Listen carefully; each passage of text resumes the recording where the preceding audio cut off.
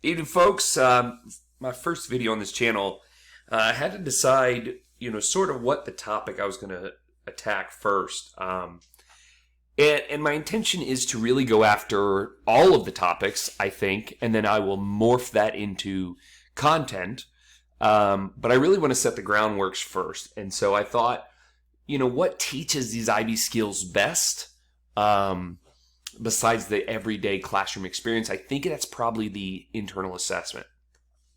So I wanted to start out sort of analyzing the internal assessment. So my first series of videos will be based off of the History IA, and this is just the IB guide. I assume many of you are familiar with what this looks like. And I know the most riveting part, I can just see your eyes glaze over right now when you look at rubrics, but I really want to start with a rubric. And I know it's horribly boring, and I get all that.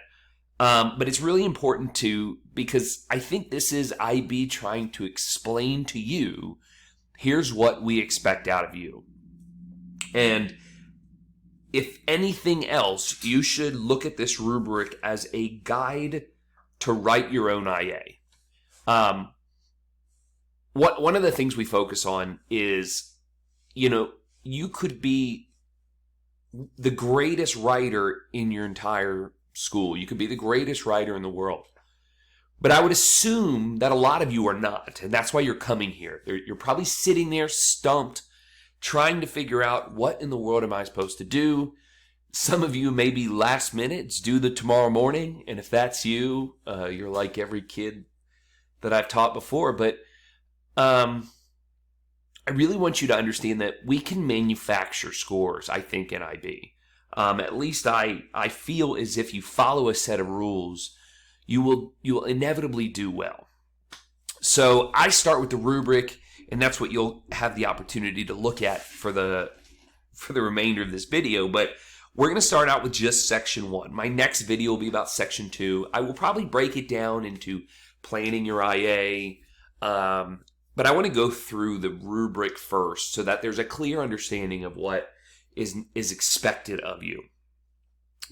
So the History IA is broken into 3 sections. You've got identification and evaluation of sources, you've got the investigation, you've got the reflection. We'll go through scoring and all that later on. That will be a separate video. But what I want to show you today is really how to write this thing. And that, to me, is the most important thing. You can apply a set of rules to your specific IA so that you can be successful on the History IA. And I think it's just like, you can imagine any sport or any game. There are a set of rules, and if you understand the rules to begin with, or if you don't understand the rules to begin with, you really can't play the game, right? And to some way, this is it. So, if you understand the rules to Monopoly, and you're playing against somebody who doesn't understand the rules, inevitably you're going to do better than them, right? Because you understand the rules better than they. And that is essentially what we're doing today. Today's first video is the teaching of the rules, and specifically with the identification and evaluation of sources. So what are we trying to do, right? I'm going to ignore all this other stuff because 5-6 is the mark band that you really want to shoot for. If you don't make it, that's okay. You can still do really well on the History IA by only doing a 3-4 job. And I could talk about scoring later on to give you a sense of hope. But we're going to just shoot from the very beginning. We're going to shoot for that 5-6 band. And I'm going to use the real world application of an essay to sort of describe what I think IB is actually looking for in this mark band. So the first thing we'll talk about initially is as it relates to this is OPCVL. If you haven't understood this acronym before, it is origin, purpose, content, value, and limitation. And the idea behind OPCVL is that you can recognize the bias or the perspective. Typically we use that word bias in a negative connotation, and I don't want you guys to think of it that way.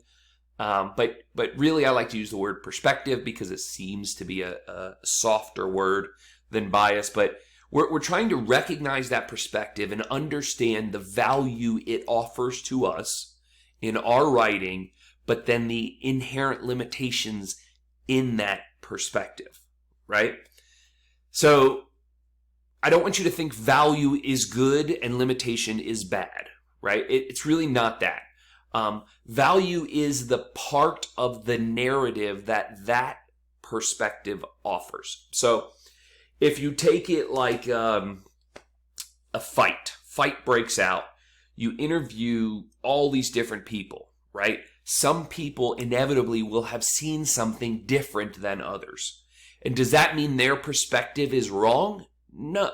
Does that mean their perspective is right? Sure. But that them being right doesn't necessarily mean others are wrong, right? We're building a circle of perspective which paints the entire picture, and they are all right to some extent, but they were all also wrong to some extent. And so that's what we're looking for. So when we think of value and limitations, don't look at it as good and bad. It's really not like that. And then origin is who wrote it, right? And we'll sort of go through what you're looking at there. Purpose is why they wrote it. And then content is literally the words on the page, right? And what do the words on the page offer? What's the value in those? What's the limitations in those, right? What does it actually say within the text itself?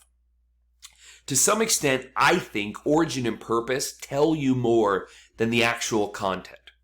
So let me give you an example. If I showed you, some sort of quote, and just looked at the quote itself, you may, look at it and say, oh, that's a great quote.